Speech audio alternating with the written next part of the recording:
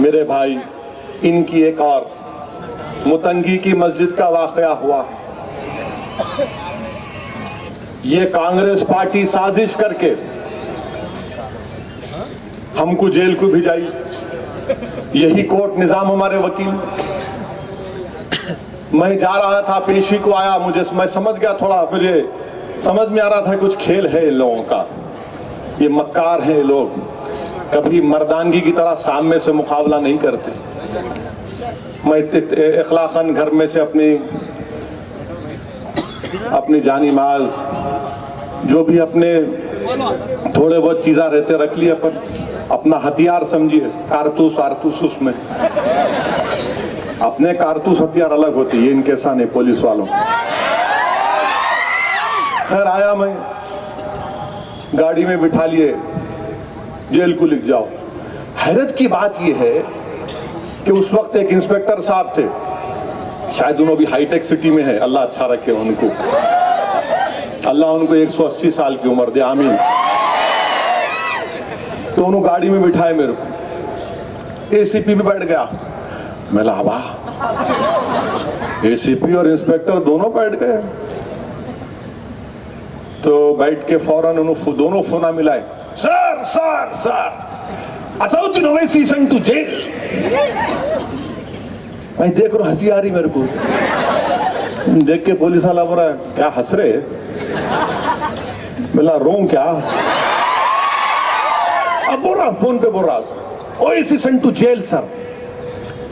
अच्छा, एसीपी साहब बोल रहे, फोन यहाँ पे लाइन बराबर कट हो गया, फिर मिलाया तो वहां से आवाज आ रही, हाँ बोलो, हम दिल्ली से बात कर रहे।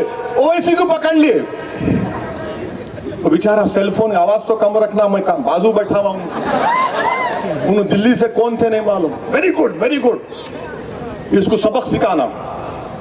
दूसरे इंस्पेक्टर साहब यहाँ पे को मेरे ख्याल से डीजीपी थे उस जमाने में, आजकल आरएसएस में उस जमाने में थे। उनको बोले, सर अरेस्टेड ओवैसी। साहब बोले, वेल डन वेल डन। बोला, वाह, ये तो अंग्रेज की अंग्रेजी बोल रहा है। मैं हंस रहा था। वो जेल को लिख गए, क्या वो कंडी की जेल। अब मेरा पेट में अब हम लोग हंसना शुरू करें तो रुकते ही नहीं। बोला, क्या है साहब, हंस रहे आप? मेरा बास, मेरे को तुम लोगों की लाचारी मजबूरी पे हंसी आ रही। बोले क्यों? बोले तुम जेल को लिख जाके क्या करेंगे मेरे को? पहले जेल में रखेंगे तुम्हारे को। मैं क्या करते जी? बोला हम घर में भी जेल में हैं। बोले वो कैसा? बोला घर में जेल ही छे, हमारे घर में हम अंदर गए तो सब भूल जाते।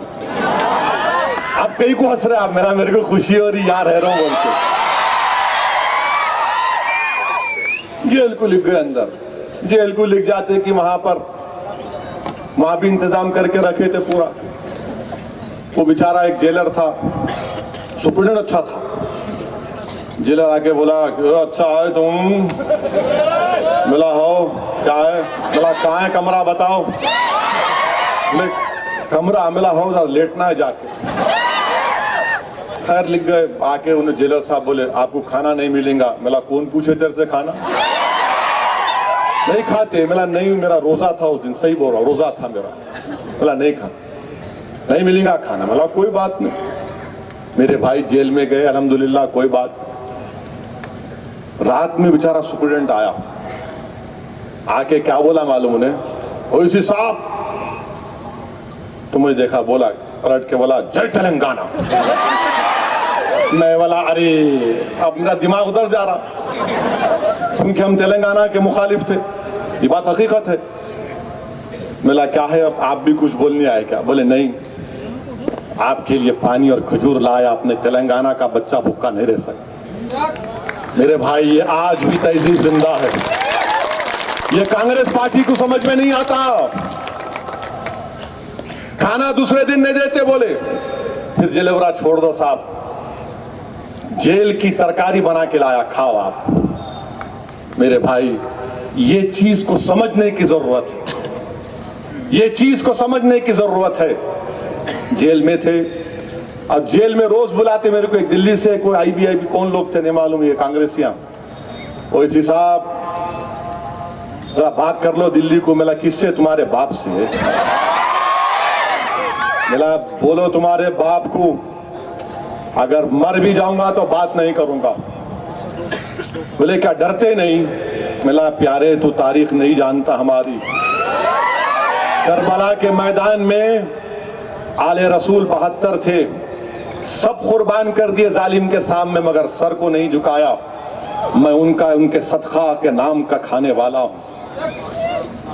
मैं उस नबी का उम्मत के उम्मतियों का उम्मती हूं, उस नबी का उम्मती हूं, उनका सदका खा रहा हूं जिन्होंने हमको सिखाया था कि सब्र करो, जिन्होंने हमसे कहा था कि जालिमों से पंजा आजमाई करो। मैंने कहा जा, नहीं बात करता, जा। मेरे भाई ये किस लिए किए हम? अकबरुद्दीन ओवैसी को मामूली पेशी के लिए आदिलाबाद से तबीयत खराब है। आज भी अकबर की तबीयत अच्छी नहीं है, तबीयत अच्छी नहीं है अकबर की। 2-2 दिन 3-3 दिन घर में बैठे रहे थे, तड़पती हालत में आदिलाबाद से लाते थे खाली एक पेशी के लिए। उस वक्त भी हम खामोश बैठे रहे।